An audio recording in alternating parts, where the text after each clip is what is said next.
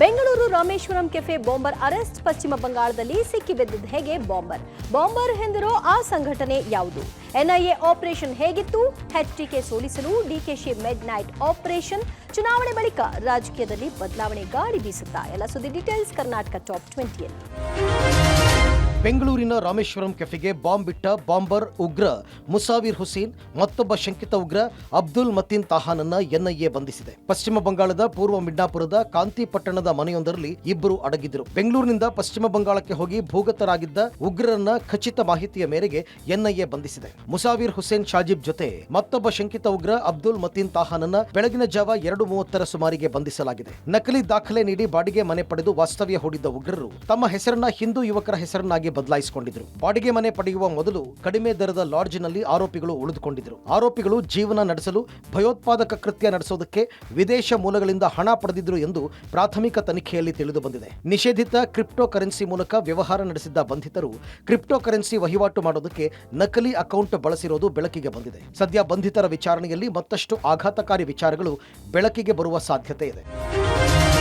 ಪಶ್ಚಿಮ ಬಂಗಾಳದಲ್ಲಿ Bengaluru cafe blast ಉಗ್ರರ ಬಂಧನದ ಬೆನ್ನಲ್ಲೇ ಬಿಜೆಪಿ ಮತ್ತು ಪಶ್ಚಿಮ ಬಂಗಾಳ ಪೊಲೀಸರ ಮಧ್ಯೆ ಟ್ವೀಟ್ ಸಮರ ಶುರುವಾಗಿದೆ. ಭಯೋತ್ಪಾದಕರಿಗೆ ಪಶ್ಚಿಮ ಬಂಗಾಳ ಸುರಕ್ಷಿತ ಸ್ವರ್ಗವಾಗಿದೆ ಅಂತ ಬಿಜೆಪಿಯ ಅಮಿತ್ ಮಾಳವಿಯಾ ಟ್ವೀಟ್ ಮಾಡಿ ಆರೋಪಿಸಿದ್ದಾರೆ. ದುರದೃಷ್ಟವಶಾತ್ ಪಶ್ಚಿಮ ಬಂಗಾಳದಲ್ಲಿ ಮಮತಾ ಬ್ಯಾನರ್ಜಿ ಆಡಳಿತವಿದೆ ಅಂತ ಟೀಕಿಸಿದ್ದಾರೆ. ಇದಕ್ಕೆ ಪಶ್ಚಿಮ ಬಂಗಾಳ ಪೊಲೀಸರು ರೀಟ್ವೀಟ್ ಮಾಡಿ ಆರೋಪವನ್ನು ಅಲ್ಲಗಳೆದಿದ್ದಾರೆ. ಈ ಮಧ್ಯೆ ಪಶ್ಚಿಮ ಬಂಗಾಳ ಸಿಎಂ ಮಮತಾ ಬ್ಯಾನರ್ಜಿ ಪ್ರತಿಕ್ರಿಯಿಸಿ, ಆರೋಪಿಗಳು ಪಶ್ಚಿಮ ಬಂಗಾಳದವರಲ್ಲ, ಕನ್ನಡಿಗರು. ಬಂಧಿತ ಇಬ್ಬರು 2 ಗಂಟೆ ವಾಸ್ತವ್ಯ ಹೂಡಿರುವ ಮಾಹಿತಿ ಇದೆ. ನಮ್ಮ ರಾಜ್ಯ ಪೊಲೀಸರು ಉತ್ತಮ ಕೆಲಸ ಮಾಡಿದ್ದಾರೆ ಅಂತ ಹೇಳಿದ್ದಾರೆ. ರಾಜ್ಯ ಬಿಜೆಪಿಯು ಕೂಡ ಸಿಎಂ ಸಿದ್ದರಾಮಯ್ಯ ವಿರುದ್ಧ ಟ್ವಿಟರ್ನಲ್ಲಿ ವಾಗ್ದಾಳಿ ನಡೆಸಿದೆ. ರಾಮೇಶ್ವರಂ ಸ್ಫೋಟ ಪ್ರಕರಣದಲ್ಲಿ ಕಾಂಗ್ರೆಸ್ನ ಸಹೋದರರನ್ನ ಎನ್ಐಎ ಬಂಧಿಸಿದೆ. ಜಿಹಾದಿ ಟಿಪ್ಪು ಸುಲ್ತಾನನ ಅಭಿಮಾನಿಗಳು ಕರ್ನಾಟಕದಲ್ಲಿ ಅಧಿಕಾರಕ್ಕೆ ಬಂದಾಗಿನಿಂದ ಭಯೋತ್ಪಾದಕರಿಗೆ ಮುಕ್ತ ಅವಕಾಶ ಸಿಕ್ಕಿದೆ. ಸಿದ್ದರಾಮಯ್ಯನವರ ನೀತಿಯಿಂದಾಗಿ ಐಸಿಸ್ ಈಗ ಕರ್ನಾಟಕದಲ್ಲಿ ತನ್ನ ಅಂಗಡಿಯನ್ನ ಸ್ಥಾಪಿಸಲು ಪ್ರೇರೇಪಿಸಿದೆ. ಸಮೃದ್ಧ ಕರ್ನಾಟಕವನ್ನ ಭಯೋತ್ಪಾದಕ ಕೇಂದ್ರವನ್ನಾಗಿ ಪರಿವರ್ತಿಸುವುದು ಸಿದ್ದರಾಮಯ್ಯ ಅವರು ಈಡೇರಿಸಿರುವ ಏಕೈಕ ಗ್ಯಾರಂಟಿ ಅಂತ ಟೀಕೆ ಮಾಡಿದೆ.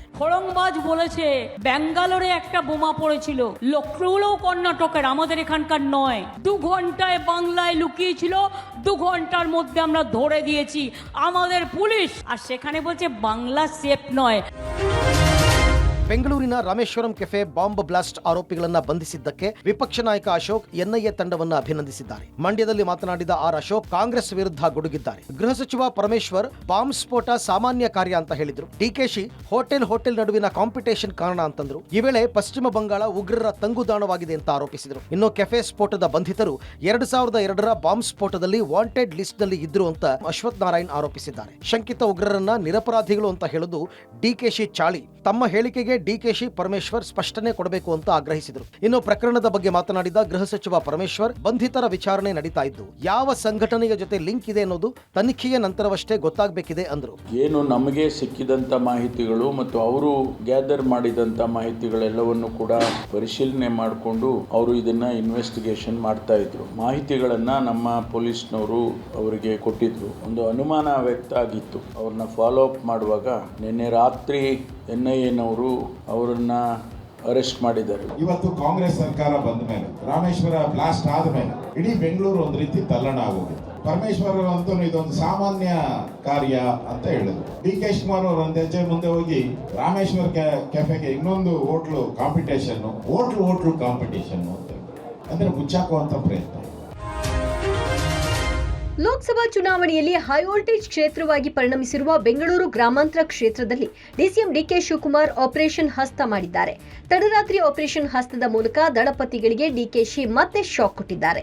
ಬೆಂಗಳೂರು ಗ್ರಾಮಾಂತರ ಕ್ಷೇತ್ರದಲ್ಲಿ ಸಂಸದ ಡಿಕೆ ಸುರೇಶ್ ಗೆಲುವಿಗೆ ಶತಾಯಗತಾಯ ಪ್ರಯತ್ನ ಮಾಡ್ತಾ ಇರುವ ಡಿಕೆ ಶಿವಕುಮಾರ್ ಚನ್ನಪಟ್ಟಣದಲ್ಲೇ ಎಚ್ಡಿಕೆಗೆ ಶಾಕ್ ಕೊಟ್ಟಿದ್ದಾರೆ. 300ಕ್ಕೂ ಹೆಚ್ಚು ಜೆಡಿಎಸ್ ಕಾರ್ಯಕರ್ತರನ್ನ ಕಾಂಗ್ರೆಸ್ಗೆ ಸೇರಿಸಿಕೊಂಡಿದ್ದಾರೆ. ಅಕ್ಕೂರು ದೊಡ್ಡೆ ಶಿವಣ್ಣ ಸೇರಿ 300ಕ್ಕೂ ಹೆಚ್ಚು ಚನ್ನಪಟ್ಟಣದ ಜೆಡಿಎಸ್ ಕಾರ್ಯಕರ್ತರು ಕಾಂಗ್ರೆಸ್ ಸೇರಿದ್ದಾರೆ. ಮಧ್ಯರಾತ್ರಿ 12 ಗಂಟೆಗೆ ಕೆಪಿಸಿಸಿ ಕಚೇರಿಯಲ್ಲಿ ಪಕ್ಷಕ್ಕೆ ಬರಮಾಡಿಕೊಂಡಿದ್ದಾರೆ. ಖುದ್ದು ಡಿಕೆ ಅವರೇ ಕಾಂಗ್ರೆಸ್ ಧ್ವಜ ನೀಡಿ ದಳ ಮುಖಂಡರನ್ನ ಸ್ವಾಗತಿಸಿದ್ದಾರೆ. ಎಚ್ಡಿಕೆ ವಿರುದ್ಧ ಮತ್ತೊಂದು ದಾಳ ಉರುಳಿಸಿದ ಡಿಕೆ ಕುಮಾರಸ್ವಾಮಿ ಚನ್ನಪಟ್ಟಣದ ಕಾರ್ಯಕರ್ತರನ್ನ ಬಿಟ್ಟು ಮಂಡ್ಯಕ್ಕೆ ಹೋಗಿದ್ದಾರೆ. ಮಂಡ್ಯದಲ್ಲೂ ಅವರು ಗೆಲ್ಲುವುದಿಲ್ಲ. ಅಲ್ಲದೆ ಜೆಡಿಎಸ್ಗಾಗಿ ನಿಮ್ಮ ಟೈಮ್ ವೇಸ್ಟ್ ಮಾಡ್ಕೊಳ್ಬೇಡಿ, ನಮ್ಮ ಜೊತೆಗೆ ಬನ್ನಿ, ನಿಮ್ಮ ಜೊತೆಗೆ ನಾನಿರ್ತೀನಿ ಅಂತ ದಳ ಕಾರ್ಯಕರ್ತರಿಗೆ ಕರೆ ನೀಡಿದ್ದಾರೆ. ಡಿಕೆ ಶಿವಕುಮಾರ್ ತಡರಾತ್ರಿ ಕಾರ್ಯಾಚರಣೆಗೆ ಜೆಡಿಎಸ್ ಕೆಂಡಾಮಂಡಲವಾಗಿದೆ. ಇದೆಲ್ಲ ಗಿಮಿಕ್ ಅಂತ ಟ್ವೀಟ್ ಮೂಲಕ ತಿರುಗೇಟು ಕೊಟ್ಟಿದೆ. ಎಲ್ಲ ಜನತಾದಳದ ಕಾರ್ಯಕರ್ತರು, ಮುಖಂಡರುಗಳು, ಶಿವಣ್ಣವರು ಮತ್ತು ಅವರ ತಂಡದವರು ಸುಮಾರು ಒಂದು 300 ಜನಕ್ಕೂ ಹೆಚ್ಚು ಕಾರ್ಯಕರ್ತರು ಪಟ್ಟ ಕುಮಾರಸ್ವಾಮಿ ಅವರ ಬೆಂಬಲಿಗರವರೆಲ್ಲ ಪಕ್ಷನ ಸೇರ್ಪಡೆ ಆಗಿದ್ದಾರೆ. ನಿಮ್ಮ ಟೈಮ್ ವೇಸ್ಟ್ ಮಾಡ್ಕೋಬೇಡಿ. ನಿಮ್ಮ ಭವಿಷ್ಯ ಇಂಪಾರ್ಟೆಂಟ್. ಕುಮಾರಸ್ವಾಮಿ ಅವರು ಮಂಡ್ಯಕ್ಕೆ ಹೋಗಿದ್ದಾರೆ. ಮಂಡ್ಯದಲ್ಲೂ ಗೆಲ್ಲುವುದಿಲ್ಲ, ಅದು ಬೇರೆ ವಿಚಾರ. ಈಗ ನೀವು ಅಲ್ಲಿ ಇದ್ದು ವೇಸ್ಟ್ ಮಾಡ್ಕೋಬೇಡಿ. ನಾನಿದ್ದೀನಿ, ದಯವಿಟ್ಟು ಬನ್ನಿ, ಎಲ್ಲ ಜೊತೆಗೆ ಸೇರಿ. ಮಾಜಿ ಪ್ರಧಾನಿ ದೇವೇಗೌಡರು ಮತ್ತೆ ಸಿದ್ದರಾಮಯ್ಯ ಸರ್ಕಾರದ ವಿರುದ್ಧ ಗುಡುಗಿದ್ದಾರೆ. ಲೋಕಸಭೆ ಚುನಾವಣೆ ಆದ ಮೇಲೆ ಸರ್ಕಾರ ಇರಲ್ಲ ಅನ್ನೋ ಅರ್ಥದಲ್ಲಿ ಮಾತನಾಡಿದ್ದಾರೆ. ನಾವ್ಯಾರು ಸರ್ಕಾರ ತೆಗೆಯಲ್ಲ, ಅದಾಗದೇ ಹೋಗುತ್ತೆ. ಚುನಾವಣೆ ಬಳಿಕ ಏನೇನಾಗುತ್ತೆ ಅಂತ ಕಾದು ನೋಡಿ ಅಂತ ದೇವೇಗೌಡರು ಭವಿಷ್ಯ ನುಡಿದಿದ್ದಾರೆ. ಮಂಡ್ಯದಲ್ಲಿ ಕುಮಾರಸ್ವಾಮಿ, ಕೋಲಾರದಲ್ಲಿ ನಮ್ಮ ಅಭ್ಯರ್ಥಿಯನ್ನ ಸೋಲಿಸ್ತೀನಿ ಅಂತ ಕಾಂಗ್ರೆಸ್ ನಾಯಕರು ಪಣ ತೊಟ್ಟಿದ್ದಾರೆ. ಈ 3 ಕಡೆ ಸೋಲಿಸಿದ್ರೆ ಜೆಡಿಎಸ್ ಸಂಪೂರ್ಣ ನಾಶ ಆಗುತ್ತೆ. ಇದು ಸಿದ್ದರಾಮಯ್ಯ ಅವರ ಪಣ ಅಂತ ಸಿದ್ದರಾಮಯ್ಯ ವಿರುದ್ಧ ಗುಡುಗಿದ್ದಾರೆ. ಈ ಮಧ್ಯೆ ಸಿಟಿ ರವಿ ಕೂಡ ಮಾತನಾಡಿ, ರಾಜಕಾರಣದಲ್ಲಿ ಏನ್ ಬೇಕಾದರೂ ಆಗಬಹುದು, ನಾವೇನು ಮಾಡಲ್ಲ ಎಂದಿದ್ದಾರೆ.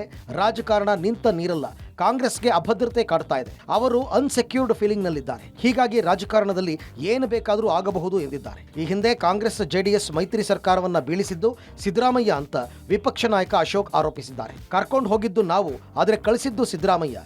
ಸಿದ್ದವನದಲ್ಲಿ ಕೂತು ಪ್ಲಾನ್ ಮಾಡಿ ಕುಮಾರಸ್ವಾಮಿ ದೇವೇಗೌಡರ ಬೆನ್ನಿಗೆ ಚೂರಿ ಹಾಕಿದ್ರು ಅಂತ ಮಂಡ್ಯದ ಮೈತ್ರಿ ಸಭೆಯಲ್ಲಿ ಅಶೋಕ್ ಬಾಂಬ್ ಸಿಡಿಸಿದ್ದಾರೆ. ಪದೇ ಪದೇ ಡಿ.ಕೆ. ಶಿವಕುಮಾರ್ ಹೇಳ್ತಾರೆ, ಸರ್ಕಾರನ ಬೀಳಿಸಿದವರು ಬಿಜೆಪಿಯವರು ಅಂತ. ನಾವು ನೆಮ್ಮದಿಯಾಗಿ ಮನೆಗಿದ್ರಪ್ಪ, ಬೀಳಿಸ್ಬಿಡ್ಬೇಕು, ಈ ಸರ್ಕಾರ ಉಳಿಸಬಾರ್ದು ಅಂತ ಹೇಳಿ ಅವರೇ ಮಾತಾಡಿರೋದು ಹೇಳಿದ್ರು. ಯಾವನೋ ರೆಕಾರ್ಡ್ ಮಾಡ್ಕೊಂಡು ಆಚೆ ಹಾಕ್ಬಿಟ್ಟು ಅವನೇ ಅಂತ ಅವನೊಂದಷ್ಟು ಬೈದ್ರು. ಅದೇ ಸಿದ್ದರಾಮಯ್ಯ ಅವ್ರದ್ದೇ. ನಿರ್ಮಲಾನಂದ ಸ್ವಾಮೀಜಿಗಳ ಮೊಬೈಲ್ ಕದ್ದಾಲಿಕೆ ವಿಚಾರ ರಾಜ್ಯ ರಾಜಕಾರಣದಲ್ಲಿ ಜೋರು ಸದ್ದು ಮಾಡ್ತಿದೆ. ಈ ಮಧ್ಯೆ ಕುಮಾರಸ್ವಾಮಿ ವಿರುದ್ಧದ ಫೋನ್ ಕದ್ದಾಲಿಕೆ ಆರೋಪಕ್ಕೆ ಮಂಡ್ಯದಲ್ಲಿ ವಿಪಕ್ಷ ನಾಯಕ ಆರ್ ಅಶೋಕ್ ಪ್ರತಿಕ್ರಿಯೆ ಕೊಟ್ಟಿದ್ದಾರೆ. ಫೋನ್ ಟ್ಯಾಪಿಂಗ್ ನಲ್ಲಿ ಕಾಂಗ್ರೆಸ್ ಕೈವಾಡವಿದೆ ಅಂತ ವಾಗ್ದಾಳಿ ನಡೆಸಿದ್ರು. ಫೋನ್ ಟ್ಯಾಪಿಂಗ್ ಮಾಡಿದ್ದು ಯಾರು? ಅವಾಗ ಹೋಮ್ ಮಿನಿಸ್ಟರ್ ಆಗಿದ್ದು ಕಾಂಗ್ರೆಸ್ನವರು. ಜಿ ಪರಮೇಶ್ವರ್ ಗೃಹ ಸಚಿವರಾಗಿದ್ದು, ಅದಕ್ಕೆ ಅವರೇ ಇದಕ್ಕೆ ಉತ್ತರ ಕೊಡಬೇಕು ಅಂದ್ರು. ಗೃಹ ಸಚಿವ ಪರಮೇಶ್ವರ್ ಮಾತನಾಡಿ, ತಮ್ಮ ಪರಿಮಿತಿಯಲ್ಲಿ ನಾವು ಯಾರಿಗೂ ಟ್ಯಾಪ್ ಮಾಡೋಕೆ ಅನುಮತಿ ಕೊಟ್ಟಿಲ್ಲ. ಗೃಹ ಸಚಿವನಾಗಿ ನನಗೆ ಯಾವುದೇ ಮಾಹಿತಿ ಇಲ್ಲ. ಯಾರಾದ್ರೂ ಅನ್ಆಥರೈಸ್ ಆಗಿ ಕದ್ದಾಲಿಕೆ ಮಾಡಿದ್ರೆ ಅದು ನನಗೆ ಗೊತ್ತಿಲ್ಲ ಅಂತ ಸ್ಪಷ್ಟನೆ ನೀಡಿದ್ದಾರೆ. ಫಸ್ಟ್ ಪೊಲೀಸ್ ಇಲಾಖೆ ಯಾರು ನೋಡ್ತಾ ಇದ್ರಪ್ಪ? ಪರಮೇಶ್ವರ್ ಅವರು. ಪರಮೇಶ್ವರ್ ಯಾವ ಪಾರ್ಟಿಯವರು? ಕಾಂಗ್ರೆಸ್ ಪಾರ್ಟಿಯವರು. ಯಾರ ಅಡಿಯಲ್ಲಿ ಬರ್ತದೆ ಟ್ಯಾಪಿಂಗ್ ಎಲ್ಲ? ಪರಮೇಶ್ವರ ಅಡಿಯಲ್ಲಿ ಬರ್ತದೆ. ಅದಕ್ಕೆ ಕಾಂಗ್ರೆಸ್ ಅವರು ಉತ್ತರ ಕೊಡ್ಲಿ. ಅವ್ರೇನ್ ಹೇಳ್ತಾ ಇದ್ದಾರೆ, ಕುಮಾರಸ್ವಾಮಿ ಅವರು ಅಂತ. ಕುಮಾರಸ್ವಾಮಿ ಅವರಲ್ಲ ಹೋಮ್ ಮಿನಿಸ್ಟರ್ ಪರಮೇಶ್ವರ್ ಅವರು, ಕಾಂಗ್ರೆಸ್ ಅವರು. ಅವ್ರು ಅದಕ್ಕೆ ಉತ್ತರ ಕೊಡ್ಬೇಕು. ಯಾರು ಟ್ಯಾಪ್ ಮಾಡಿದ್ರು, ಏನ್ ಮಾಡಿದ್ರು ಅನ್ನೋದು ಅವ್ರು ಉತ್ತರ ಕೊಡ್ಬೇಕು. 100% ಕಾಂಗ್ರೆಸ್ ಕೈವಾಡನೇ ಇದೆ. ಅದನ್ನ ಗೃಹ ಸಚಿವರು ಹೇಳ್ಬೇಕು. ಗೃಹ ಸಚಿವರು ಸಂಬಂಧಪಟ್ಟಿದ್ದ ವಿಚಾರ ಗೃಹ ಸಚಿವರು ಹೇಳ್ಬೇಕು. ಜವಾಬ್ದಾರಿ ಅವ್ರ ಜವಾಬ್ದಾರಿ, ಪರಮೇಶ್ವರ್ ಅವ್ರ ಜವಾಬ್ದಾರಿ. Responsibility on Parameshwar. ಇಲ್ಲ, ನಾನು ಗೃಹ ಸಚಿವನಾಗಿ ಆ ಸಂದರ್ಭದಲ್ಲಿ ನನಗೆ ಯಾವುದೇ ಮಾಹಿತಿಗಳು ಇಲ್ಲ. ಅಕಸ್ಮಾತ್ ಯಾರಾದರೂ ಸೂಚನೆ ಕೊಟ್ಟು ಅಥವಾ ಅನ್ಆಥರೈಸ್ಡ್ ಆಗಿ ಮಾಡಿದರೆ ಅದು ನನ್ನ ಗಮನದಲ್ಲಿ ಇಲ್ಲ. ಸ್ವಾಮೀಜಿಗಳಿಗೆಲ್ಲ ಮಾಡ್ತಕ್ಕಂಥದ್ದು ನಮ್ಮ ಪರಿಮಿತಿಯಲ್ಲಿ ಯಾವುದು ಕೂಡ ಪರ್ಮಿಷನ್ ಕೊಟ್ಟಿಲ್ಲ. ಶಿವಮೊಗ್ಗದಲ್ಲಿ ಬಿಜೆಪಿ ಬಂಡಾಯ ಸ್ಪರ್ಧೆಗಿಳಿದಿರೋ ಅಭ್ಯರ್ಥಿ ಈಶ್ವರಪ್ಪ ವಿರುದ್ಧ ಕ್ರಮಕ್ಕೆ ಬಿಜೆಪಿ ಹೈಕಮಾಂಡ್ ಮುಂದಾಗಿದೆ. ಏಪ್ರಿಲ್ 19ರ ತನಕವೂ ಸಮಯ ಕೊಡೋಣ ಎಂದಿರುವ ಬಿಜೆಪಿ ಹೈಕಮಾಂಡ್ ನಾಮಪತ್ರ ವಾಪಸ್ ಪಡೆಯಲು ಏಪ್ರಿಲ್ 19 ಕಡೆ ದಿನ. ಅಲ್ಲಿ ತನಕ ಕಾದು ನೋಡುವ ತಂತ್ರಕ್ಕೆ ಮೊರೆ ಹೋಗಿದೆ. ಏಪ್ರಿಲ್ 19ರ ಸಂಜೆಯೇ ಈಶ್ವರಪ್ಪ ವಿರುದ್ಧ ಕ್ರಮಕ್ಕೆ ಬಿಜೆಪಿ ಹೈಕಮಾಂಡ್ ತೀರ್ಮಾನ ಪ್ರಕಟಿಸಲಿದೆ. ಈ ಮಧ್ಯೆ ಈಶ್ವರಪ್ಪ ಬಿಜೆಪಿ ಬಂಡಾಯ ಅಭ್ಯರ್ಥಿಯಾಗಿ ನಾಮಪತ್ರ ಸಲ್ಲಿಸಿದ್ರು. ಇಂದಿನಿಂದ ನಮ್ಮ ಕಾರ್ಯಕರ್ತರು ಪ್ರತಿ ಮನೆಗೆ ಹೋಗಿ ನಾನು ಯಾಕೆ ಚುನಾವಣೆಗೆ ನಿಂತಿದ್ದೇನೆ, ನನಗೆ ಏನ್ ಅನ್ಯಾಯ ಆಗಿದೆ ಅಂತ ಮನೆಗೆ ತೆರಳಿ ಬೆಂಬಲಿಗರು ಪ್ರಚಾರ ನಡೆಸಲಿದ್ದಾರೆ ಅಂತ ಈಶ್ವರಪ್ಪ ತಿಳಿಸಿದ್ರು.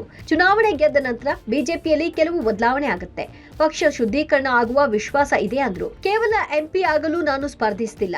ಈ ಚುನಾವಣೆ ಬಳಿಕ ವಿಜಯೇಂದ್ರ ರಾಜ್ಯಾಧ್ಯಕ್ಷ ಸ್ಥಾನ ಕಳೆದುಕೊಳ್ತಾರೆ ಅಂತ ಮತ್ತೆ ಯಡಿಯೂರಪ್ಪ ವಿಜಯೇಂದ್ರ ವಿರುದ್ಧ ಗುಡುಗಿದ್ರು.